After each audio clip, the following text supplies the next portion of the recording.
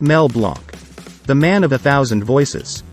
Born in San Francisco on May 30, 1908, Melvin Jerome Blanc was destined for a life full of vibrant characters and legendary voices. He was the second child born to his parents, Frederick Harvey Blanc and Eva Katz Blanc. The early years of Mel's childhood were in San Francisco's Western Addition neighborhood before his family moved to Portland, Oregon. His affinity for music and performing was innate, and he began practicing different voices and dialects when he was just 10 years old. He was quite a musician too. He used his extraordinary talent to entertain his friends at school and even earn a buck.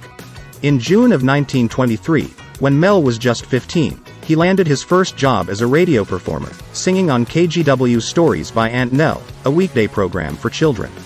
While his abilities delighted his friends at school and were enough to secure work, his teachers were less impressed by his talent.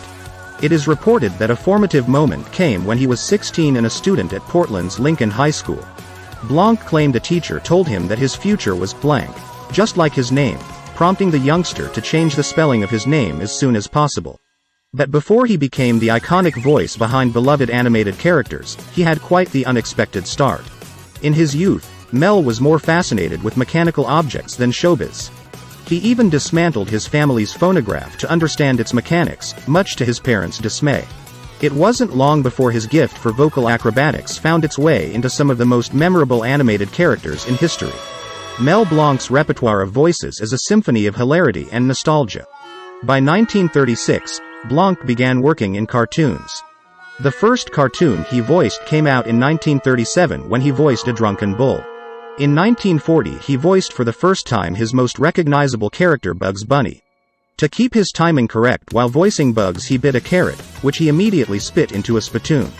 It has been claimed Blanc was allergic to carrots. Blanc himself denied it. Blanc briefly voiced Woody Woodpecker, developing Woody's signature laugh.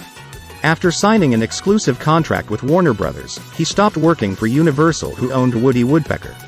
From there, Blanc began doing voices for other cartoons. He worked for Hanna-Barbera voicing such well-known characters as Barney Rubble from the Flintstones and Cosmo Spacely from the Jetsons. In addition to Bugs Bunny, he brought life to incredible characters like Daffy Duck, Porky Pig, Tweety Bird, Sylvester the Cat, and countless other beloved cartoon characters. Mel Blanc amassed over 1,000 acting and voice credits throughout his career, and, even more impressively, he created and performed nearly 400 distinct character voices. His ability to imbue each character with unique quirks and personalities made him a household name. However, behind the scenes, Blanc had another affiliation, Freemasonry. He was indeed a member of the Freemasons, adding an extra layer of mystery to this man of many talents.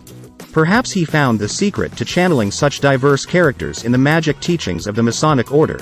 Well, it's a fun thought. At age 17, Mel joined the de Molay in 1925. In 1966, he received the Legion of Honor, an award given to members who have demonstrated outstanding leadership and can be implicitly relied upon to help young men carrying the ideals of de Molay into every walk of life. On April 27, 1987, 62 years after joining de Molay International, Blanc was inducted into their Hall of Fame. He then commented, "I have been a member of de Molay for 63 years. I thank God and de Molay for helping me become kind and thoughtful to my parents and all my friends. I had many opportunities to do the wrong things, and I might have done them if it were not for de Molay. God bless them." His positive experience in de Molay likely set him up for his long and fruitful journey as a Freemason later in life. In 1931, he joined Midday Lodge No. 188 in Portland and enthusiastically embarked on his Masonic journey.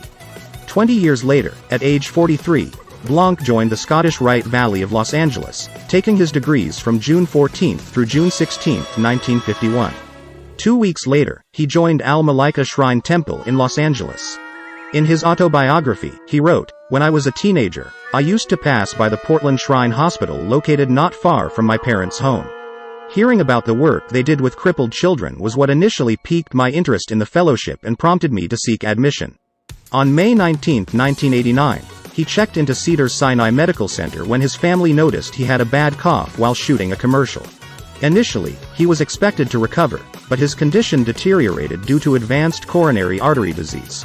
He spent nearly 2 months in the hospital, and after 66 years of bringing to life hundreds of beloved cartoon characters, passed to the Celestial Lodge on July 10, 1989, at the age of 81.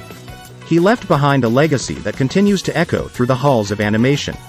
His gravestone fittingly reads, "That's all folks." A poignant tribute to the man who brought joy and laughter to generations through his unparalleled vocal genius. Mel Blanc's life was a whirlwind of mechanical tinkering, vocal gymnastics, and Masonic secrets, cementing his place as the cornerstone of animated entertainment and forever ensconcing him in the annals of comedic history. Thank you for watching the Old-Fashioned Masonic Podcast. Don't forget to give us a like and subscribe.